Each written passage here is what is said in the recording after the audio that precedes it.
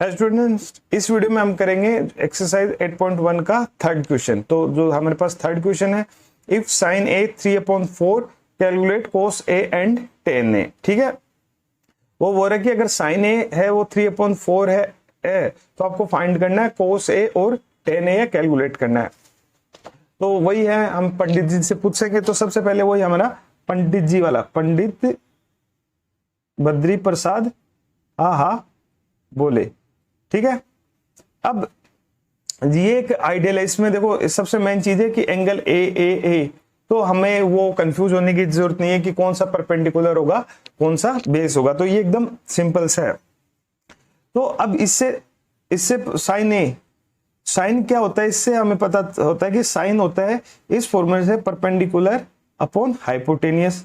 ठीक है, इससे कोस भी अगर पता कर ले इसी फॉर्मूले से, तो कोस कितना हो जाएगा, बेस अपॉन हाइपोटेनियस। और टेन अगर पता करे, एंगल नहीं बोल रहा हूं मैं, सिर्फ टेन ही बोल रहा हूं, तो हो जाएगा परपेंडिकुलर अपॉन बेस। ठीक है, अब हमारे पास साइन ए दे रखा है।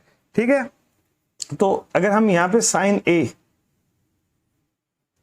इक्वल टू 3/4 दे रखा है, तो हमें एज्यूम करना है कि क्योंकि ये परपेंडिकुलर अपॉन हाइपोटेनियस होता है। ठीक है, तो हम इसको एज्यूम करते हैं कि लेट जो परपेंडिकुलर है वो है हमारा कितना हो जाएगा, 3k के कांस्टेंट है कोई भी वैल्यू, और जो हाइपोटेनियस है वो कितना हो जाएगा 4k। ठीक है, अब हमको पाइथागोरस लगानी है इसमें। तो पाइथागोरस क्या होती है, hypotenuse square equal to perpendicular plus base square.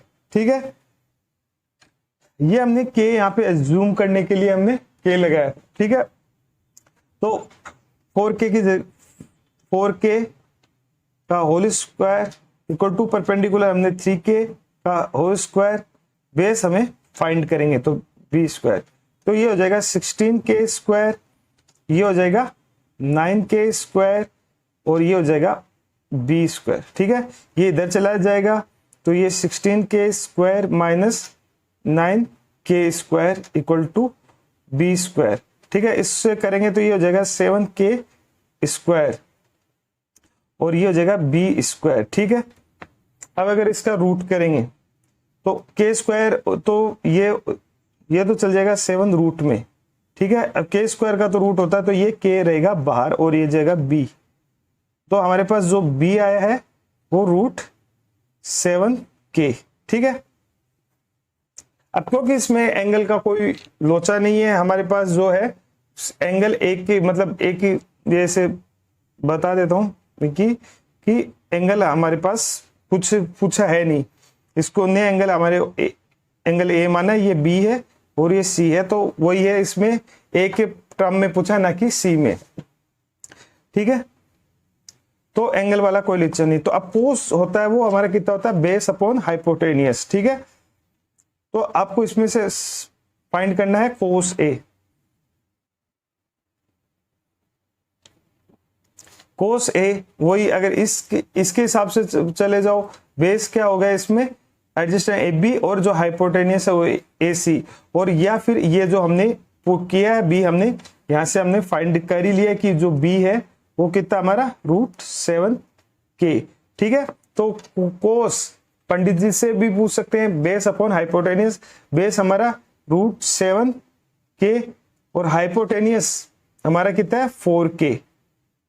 ठीक है, तो k से k कैंसिल हो गया, और ये आ जाएगा हमारे पास जो कोस a है वो आ जाएगा रूट 7/4। ठीक है, उसके बाद हमें पूछा टेन ए कि हमारा टेन ए कितना होगा। टेन पंडित जी से पूछ लो, वो होता है परपेंडिकुलर अपॉन बेस, या तो इसमें इस वाले अगर हमको आइडियल लिया है तो इसमें जो होगा वो कितना है कि परपेंडिकुलर, तो ये हो गया BC और बेस AB। ठीक है, या फिर हमने जो एज्यूम किया कि परपेंडिकुलर 3k है, H है, जो हाइपोटेनियस है 4k है, क्योंकि हमने इससे यहां से साइन से हमने फाइंड किया, और जो बेस है जो हमने पाइथागोरस से यहाँ निकाला है वो कितना है रूट 7k। तो आपको यहाँ पे कुछ करना है परपेंडिकुलर अपॉन बेस।